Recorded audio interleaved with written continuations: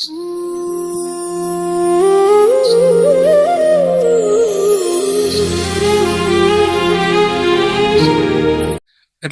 સત્વગુણમાં જીવવાથી નિર્ગુણ થવાય છે, પણ સત્વગુણમાંથી રજોગુણમાં આવવાથી જન્મનો વધારો થાય, પછી એનથી તમોગુણમાં આવવાથી એનથી વધારો થાય છે.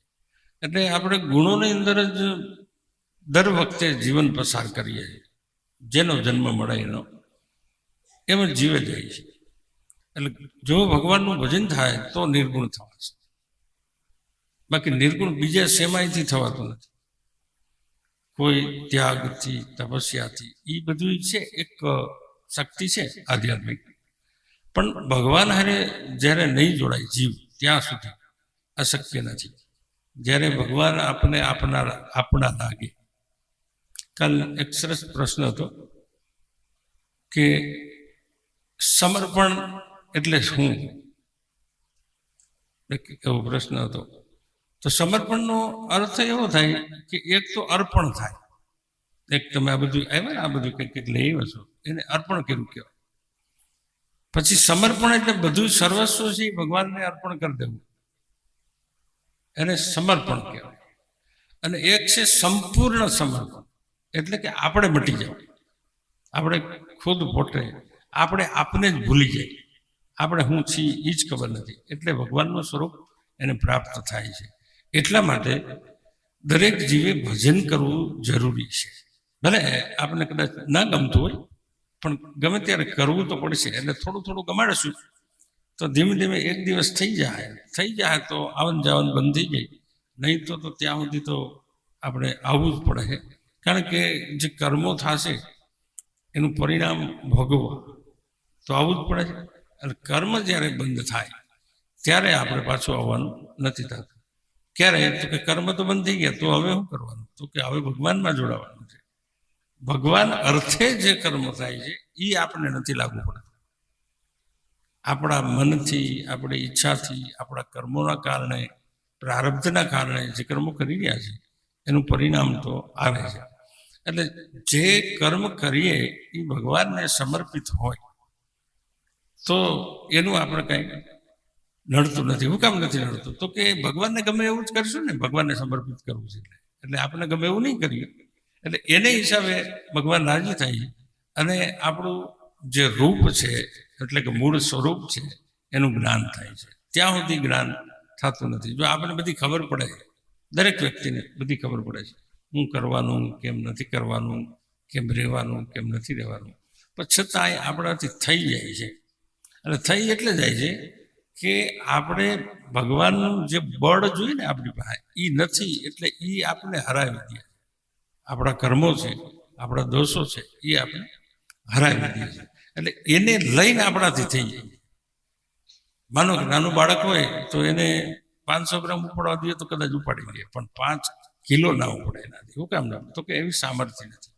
એમ આપણે ભગવાનના ભજનની સામર્થ્ય પ્રાપ્ત થાય તો આપણે આમાંથી બચી શકીએ.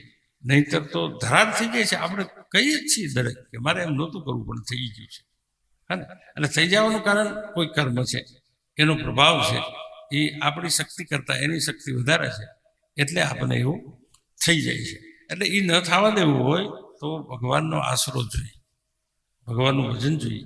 હું આ વાત તો કરીશ જ, કારણ કે મુખ્ય મુદ્દો જ છે, એને લઈને જ બધું થાય. એટલે હું આશરાની અને ભજનની વાત કરું છું.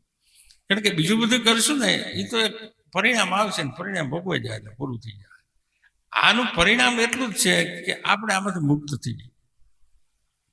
મનુષ્ય શરીર મળ્યું છે તો આ શરીર તો દેવોની દુર્લભ છે એવું શાસ્ત્રમાં લખ્યું છે. દેવો એટલે આપણે દેવોને માનીએ છીએ. જો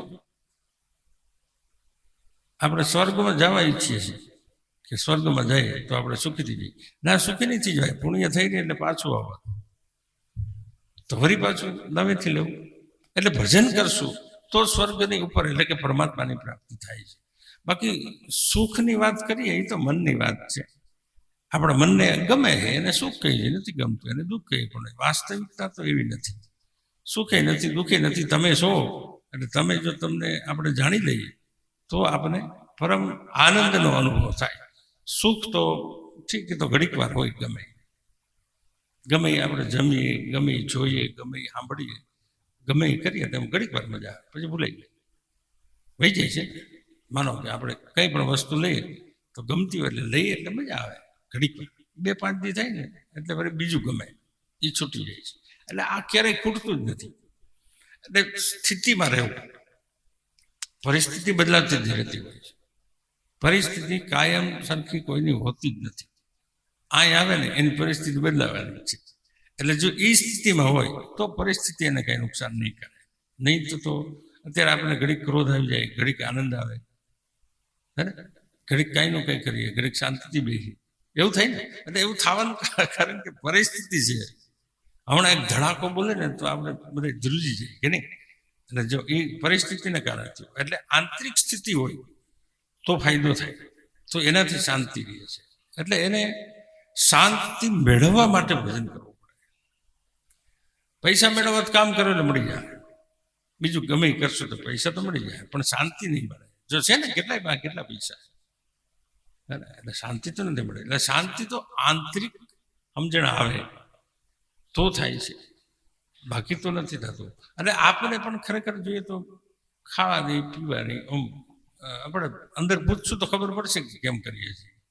એટલે એ જે ખામી છે એ જ્યારે છોડશું ને ત્યારે થાય. હમણાં કે ને અઠવાડિયું 10 દી ત્યાં કોઈ પ્રશ્ન કર્યો હતો, યાદ નથી કેને કર્યો ભાઈ, એ કે આપણે જમી લઈએ, હું આ ખાલી કેમ કરવું એની જ વાત કરું. એ કે જમી લઈએ તો થાળીમાં હાથ ધોવાય કે નહીં. એટલે મેં કીધું શાસ્ત્ર પ્રમાણે તો નથી ધોવાતા. જમીએ જે થાળીમાં એવું બતાવ્યું છે કે એમાં હાથ ધોવાના થતા નથી. તો બધી બીજા ભાઈ હતા એણે એવું કીધું કે તો પછી હાથ ન ધોઈએ એમાં તો થાળી હેઠી મૂકી ન કહેવાય. એની વાત એ સાચી છે. એટલે મેં કીધું થાળી હેઠી છે, એમાં હેઠું મૂકવાનું નથી. થાળી તો હેઠી થઈ જાય ને, આપણે મોઢામાં હાથ અડે પાછું થાળી નડીએ એટલે એ તો થવાનું છે. પણ એની અંદર જે હેઠું મૂકીએ એનો આપણે દોષ લાગે. હું કામ દોષ લાગે કે એ એક દૈવત્વ છે, એને આપણે અન્નપૂર્ણા કહીએ છીએ કે ભગવાનની કૃપાથી આ જમવાનું મળે છે. હે ને, ઘણી વાર તૈયાર હોય તો નથી જમાતું ને, હે ને, થાળી ઉપર બેઠા હોય તો ઊભું થઈ જવું પડે. એટલે એ એની કૃપાથી મળે છે, એટલે એનો આદર કરવો એ આપણી ફરજ છે. એટલે કહેવાનો મતલબ એવો હતો કે થાળી હેઠી થઈ જાય છે, થાળી હેઠી થાય છે, આપણે હેઠું મૂકવાનો અધિકાર નથી. એટલા માટે થાળીમાં હાથ હું કામ નથી ધોવા, તો કે થાળીમાં ધો, એમાં હેઠું પડ્યું છે એ કોઈને કામ નહીં આવે. નહીં તો કીડીઓ ખાય તો કરીને બોલું પાણી પી જાય બધું.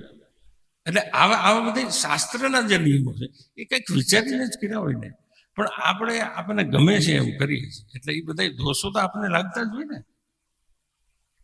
એ લાગતા જ હોય. પણ આપણે શું કહેવાય, આંખો આડા કાન કરી દઈએ એટલે પછી ભોગવવું તો પડે. કારણ કે દોષ છે એ દોષ જ છે, પુણ્ય છે એ પુણ્ય છે, અને ભજન છે એ ભજન છે. આ બધી વસ્તુ અલગ જ છે. એટલે એને એક તરાજવામાં તોડવી ઠીક નહીં.